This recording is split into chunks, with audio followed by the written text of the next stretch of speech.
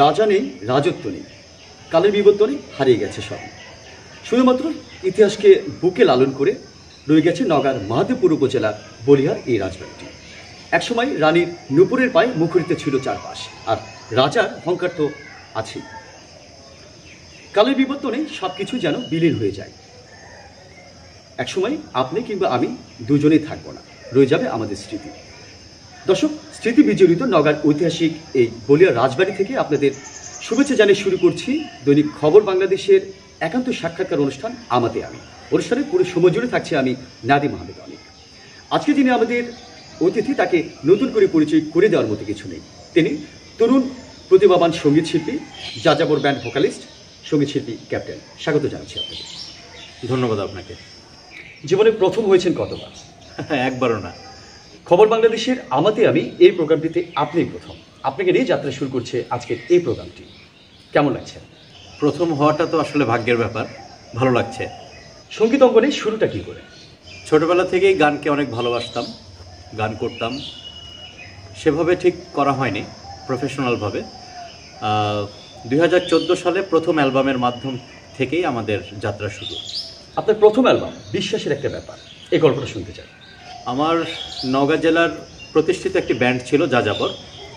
সেই ব্যান্ডটিতে আমি বেশ কয়েক বছর কাজ করার সৌভাগ্য হয়েছে। তো হঠাৎ আমার পড়াশোনার পারপাস হোক আর অন্য কোনো কাজেই হোক, আমি যখন ঢাকায় সেটেল হলাম এবং মাঝখানে এই নওগাঁর ব্যান্ডটি কোনো এক কারণে স্টপ হয়ে যায়। তো ব্যান্ডের যিনি প্রতিষ্ঠাতা ছিলেন আমার খুব কাছের বড় ভাই স্বপন ভাই, আমি ওনাকে প্রস্তাব করি যে আমি ঢাকা থেকে এই ব্যান্ডটিকে রান করতে চাই।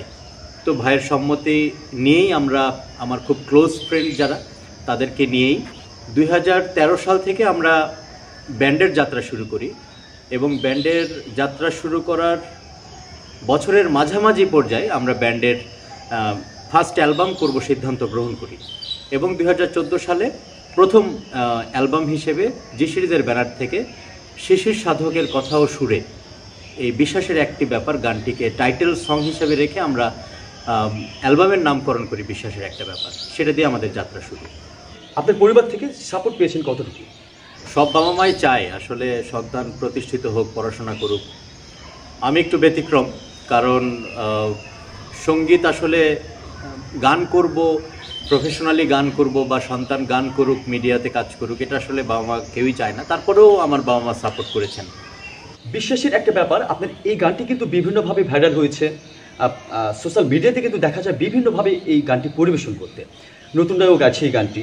তো এই যে এই গানটি আপনার এত ভাইরাল হয়েছে, কিন্তু অনেক ক্ষেত্রে দেখা গেছে যে অনেক শিল্পী বা যারা কাভার করছে তারা আপনার নামটি ব্যবহার করছে না, বা এমন হতে পারে তারা আপনার নামটি জানে না, আপনাকে চিনে না, সুরকার গীতিকার যারা, তাদের নামটি তারা ব্যবহার করছে না। এই বিষয়টি কেমন নজরে দেখছেন? আসলে বিষয়টি আসলেই কষ্টের, কারণ একজন শিল্পীর গান আপনার ভালো লাগতেই পারে, কাভার করতেই পারেন। সেই পছন্দের কাভারকৃত গান যখন আপনি কাভার করছেন, সে সময় আসলে মনে করি সেই কাভারকৃত গানের সাথে সম্পৃক্ত যারা, যেমন গীতিকার, সুরকার, শিল্পী, মিউজিক ডিরেক্টর, আমার মনে হয় কাভার করবার পর অন্ততপক্ষে এই নামগুলো একটু স্মরণ করা উচিত। কারণ একটি গানের পেছনে অনেক স্বপ্ন থাকে, অনেক পরিশ্রম থাকে, অনেক পরিকল্পনা থাকে। আরেকটা বিষয় হলো, আপনি যখন এই গানটি কাভার করছেন বা অন্য শিল্পীর গান যখন আপনার ভালো লাগছে, কাভার করবেন সিদ্ধান্ত নিয়েছেন, অথবা সেই গানটি আপনি স্টেজে করছেন, অথবা কোনো সোশ্যাল প্ল্যাটফর্মের মাধ্যমে রিলিজ করছেন, সেটা ফেসবুক হোক, ইউটিউব হোক, গান গাইবার আগে অন্ততপক্ষে স্মরণ করা উচিত যে এই গানের সাথে সম্পৃক্ত গীতিকার, সুরকার, শিল্পীর নাম। আসলে এইটা আসলে অনেক বড় খারাপ লাগার একটি বিষয়, কারণ একটি গানের সঙ্গে সম্পৃক্ত যে ব্যক্তিগুলো থাকে তাদের এটা আসলে অনেক বেশি খারাপ লাগে যে একজন গান গেয়ে ফেলছে স্টেজে, বা একটা অডিও প্রকাশ করছে বা ভিডিও বার্তা প্রকাশ করছে ইউটিউব মাধ্যমে বা ফেসবুক, বিভিন্ন সোশ্যাল প্ল্যাটফর্মে। আসলে ওইখানে গীতিকার, সুরকার, শিল্পীর নাম নেই, তিনি তার মতো গাচ্ছেন। গান ভালো লাগার জিনিস গাইতেই পারেন, কিন্তু আসলে আমি মনে করি নামটি স্মরণ করা উচিত।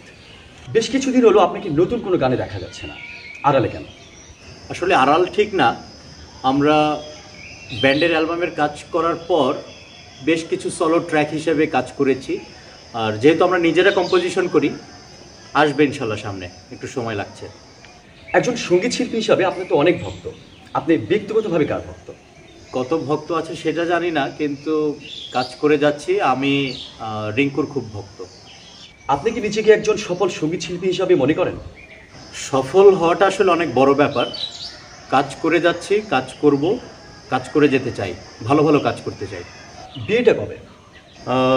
2009 সাল। আপনার বেশ কিছু গানে আপনার স্ত্রীকে দেখা গেছে মডেলিং হিসাবে, কারণটা কি? বাজেট কমানোর জন্য? আসলে সেরকম কিছু না, আমি চেয়েছিলাম যে সে কাজ করুক আমার সাথে। খুব আলসে মানুষ, যেই দু একটা কাজ করেছি জোরপূর্বক করিয়েছি, এখন হয়তো বা শেয়ার করবে না, ইচ্ছে নেই। আপনার অনুপ্রেরণা কেন্দ্রবিন্দুকে? রিঙ্কু। সঙ্গীত অঙ্গনে আপনার প্রাপ্তির জায়গাটা কতটুকু? জি আলহামদুলিল্লাহ পেয়েছি যা পাওয়ার। অনেক মানুষের ভালোবাসা পেয়েছি, অনেক কাছের মানুষজনদের দোয়া পেয়েছি, অনেক সিনিয়রদের দোয়া পেয়েছি, উৎসাহ পেয়েছি, কাজ করছি, এইটাই প্রাপ্তি। সঙ্গীত নিয়ে ভবিষ্যৎ পরিকল্পনা কি? গান করছি, ভালো গান করতে চাই। নতুনদের উদ্দেশ্যে কি মেসেজ থাকছে? নতুন, আসলে গান নিয়ে বেঁচে থাকাটা আসলে খুব কষ্টের ব্যাপার। প্রফেশন হিসেবে যখন আপনি সঙ্গীতকে নেবেন, তখন এই বর্তমান সময়টি আসলে এমন যে মিউজিককে প্রফেশন হিসেবে নেওয়াটা খুব টাফ। তারপরেও আমি বলবো যে যারা কাজ করছেন বা করতে চান, মনোযোগী হন। আপনার কণ্ঠে 2 লাইন গান শুনতে শুনতে আজকে বিদায় নিতে চাই, কোন গানটি শোনাচ্ছেন? যে গানটি নিয়ে কথা হচ্ছে সেই গানটি করতে যাচ্ছে। শেষী সাধকের কথা ও সুরে, বিশ্বাসের একটা ব্যাপার। দর্শক, আজকের অনুষ্ঠানটি এখানে শেষ করছি। নতুন কোনো অতিথিকে নিয়ে, নতুন কোনো গল্পে আবারও মেতে উঠব নতুন কোনো ঐতিহাসিক স্থানে। আজকের মতো বিদায় নিচ্ছি আমি, নাদিম আহমেদ অনিক। ভালো থাকুন, সুস্থ থাকুন, আল্লাহ হাফেজ। ভাবনার ঘোরে ভাবি তোমাতে আমাতে আমি, ভাবনার ঘোরে ভাবি তোমাতে আমাতে আমি, আসলে তোমাতেই তুমি, আমি তো আমার। বিশ্বাসের একটা ব্যাপার, ভালোবাসা মানে হলো বিশ্বাসের একটা ব্যাপার। জ্বলছে বুকের দম, বইছে বৈরি পবন, খুঁড়িয়ে চলছে জীবন, তবু কত কি আয়োজন। বেশ আছি, ভালো আছি, মুখে জোর করে হাসি, কাশিতে রক্ত বমি, অকালে জড়া, বিশ্বাসের একটা ব্যাপার।